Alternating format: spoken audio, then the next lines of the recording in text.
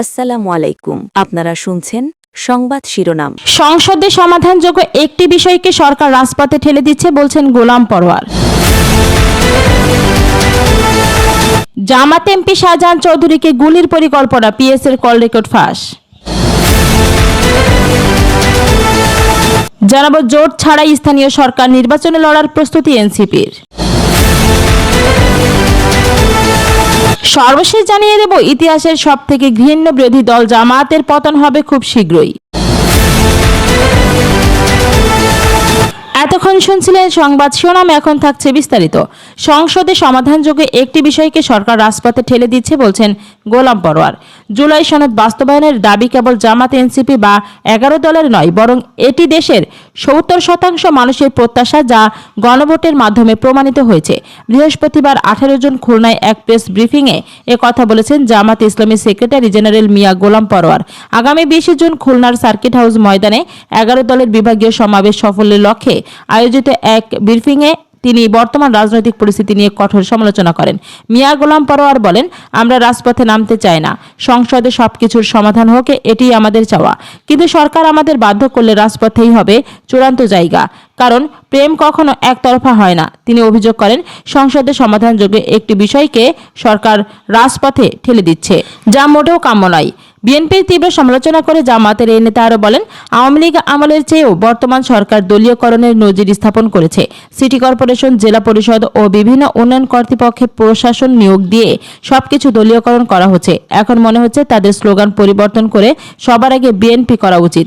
তিনি আরও অভিযোগ করে বলেন, দীর্ঘ 9 মাসে ধরে বিএনপি, জামাত সহ 33টি রাজনৈতিক দল আলোচনার মাধ্যমে 84টি সাংবিধানিক ও প্রশাসনিক সংস্কার নিয়ে জুলাই সনদ তৈরি করেছিল। 12 ফেব্রুয়ারি গণভোটে 70% ভোটার এক পক্ষে রায় দিয়েছিলেন। খোদ প্রধানমন্ত্রী ও বিএনপির শীর্ষ নেতারা তখন এই সনদের পক্ষে প্রচার চালিয়েছিল। কিন্তু এখন ক্ষমতায় বসে তারা 180 ডিগ্রি ইউটার্ন নিয়ে এই গণভোট ও সংস্কার প্রস্তাবকে বেআইনি দাবি করছেন। সীমান্তে পুশিন এবং হত্যা প্রসঙ্গে তিনি বলেন, একজন সংসদ সদস্য এ বিষয়ে সংসদে কথা বলতে চাইলে তাকে তা প্রত্যাহারে বাধ্য করা হয়েছে। এটি সরকারের আধিপত্যবাদী মনোভাবের বহিঃপ্রকাশ। তিনি বলেন, কেউ আমাদের উপর দাদাগিরি করে অধিপত্যবাদের সেবাদাস বানাক, তা আমরা হতে দেব না।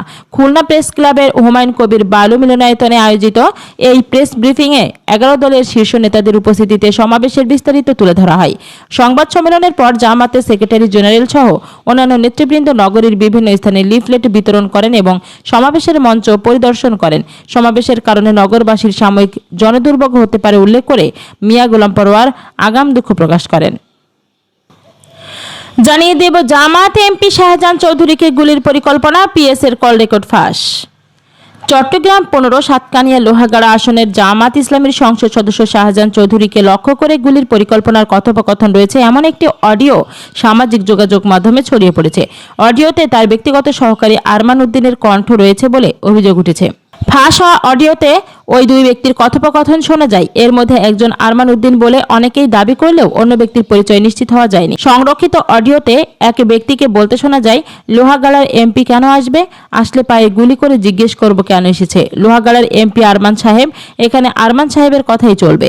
জবাবে আরমান উদ্দিন বলেন, পরিচিত ব্যক্তিকে বলতে শোনা যায়, এমপিকে তো লোহাগাড়া না আসতে বলি, তারপরেও লোকজনের জ্বালায় আসে। কথোপকথনের এক পর্যায়ে অপর ব্যক্তি বলেন, বাচ্চা খালেদের মতো অস্ত্রশস্ত্র নিয়ে থাকবো। এর জবাবে আরমান উদ্দিন বলে পরিচিত ব্যক্তি বলেন, এসব করলে পুলিশ আসবে, আর্মি আসবে, এমপি আসবে। অডিওতে একজন সংসদ সদস্যকে লক্ষ্য করে হামলার পরিকল্পনার ইঙ্গিত এবং সেখানে তার ব্যক্তিগত সহকারীর কথিত সম্পৃক্ততার অভিযোগকে কেন্দ্র করে স্থানীয় রাজনৈতিক অঙ্গনে নানা প্রশ্নের জন্ম দিয়েছে। বিষয়টি নিয়ে সাধারণ মানুষের মধ্যে উদ্বেগ ও কৌতূহল দেখা দিয়েছে। স্থানীয় কয়েকটি সূত্রের দাবি, অডিওতে শোনা অপর ব্যক্তি লোহাগাড়া এলাকার বালু উত্তোলন ও পাহাড় কাটার সঙ্গে সংশ্লিষ্ট প্রভাবশালী একটি মহলের ঘনিষ্ঠজন হতে পারে। তবে এ বিষয়ে স্বাধীনভাবে কোনো তথ্য যাচাই করা সম্ভব হয়নি। এ বিষয়ে জানতে চাইলে আরমান উদ্দিন সাংবাদিক বলেন, চৌধুরী সাহেবকে কেন গুলি করতে যাব?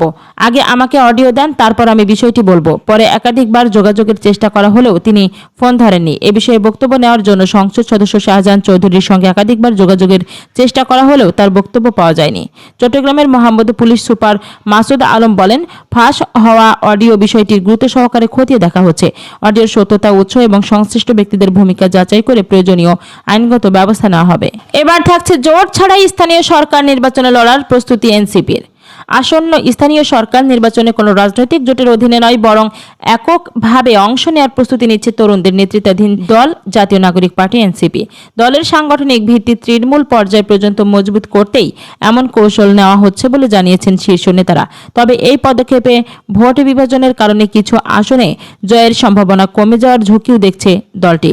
রাজনৈতিক দল হিসেবে আত্মপ্রকাশের মাত্র 1 বছরের মাথায় সংসদ নির্বাচনে অংশ নিয়ে 6টি আসন জয়লাভ করে এনসিপি।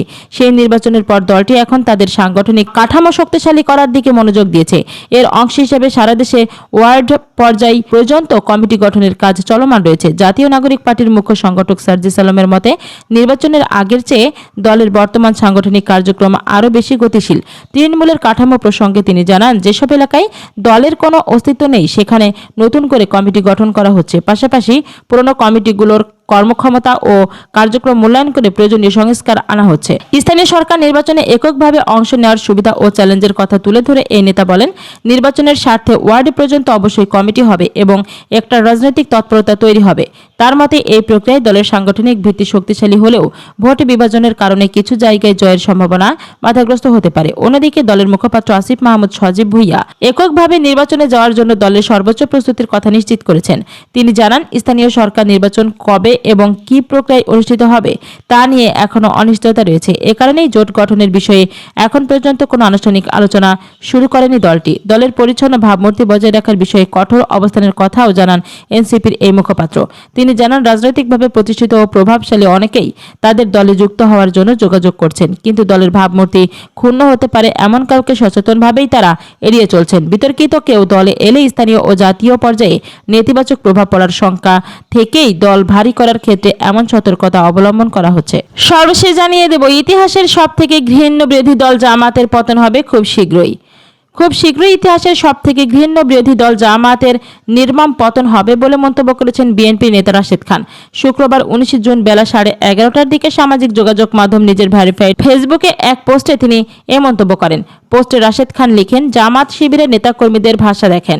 ঠিক প্রতিদিন এমন অসংখ্য গালিগালাজ মেসেজ করে আমার আইডি ও পেজে ইনবক্স পাঠাই। আমি কেন ওদের যৌক্তিক সমালোচনা করি? জাস্ট একটা নমুনা দিলাম। ওরা ভাবে বাপমা তুলে গালি দিলে আমি ওদের গালির ভয়ে চুপ হয়ে যাব। মূলত আমাকে থামিয়ে দিতে গালিই ওদের হাতিয়ার, উল্লেখ করে বিএনপি নেতা বলেন, কিন্তু এই গালিবাজরা বুঝতেছে না সামনে ওদের করুণ পরিণতি অপেক্ষা করছে। আমরা ইতোপূর্বে শুধুমাত্র সরকারি দলের পতন দেখেছি, কিন্তু এবার ভিন্নটা ঘটবে। ইতিমধ্যে পতনের ঘণ্টা বাজতে শুরু হয়ে গেছে জানিয়ে রাশেদ খান বলেন, তাদের অযোগ্যতা সংসদ দৃশ্যমান। তারা যত মুখ খুলবে তত তাদের ভুল ও অযোগ্যতা বের হয়ে আসবে। আর এভাবে খুব শীঘ্রই ইতিহাসের সবথেকে ঘৃণ্য বিরোধী দল জামাতের নির্মম পতন হবে। আর এই পতনের জন্য দায়ী থাকবে তাদের মূর্খ নেতাকর্মীরা।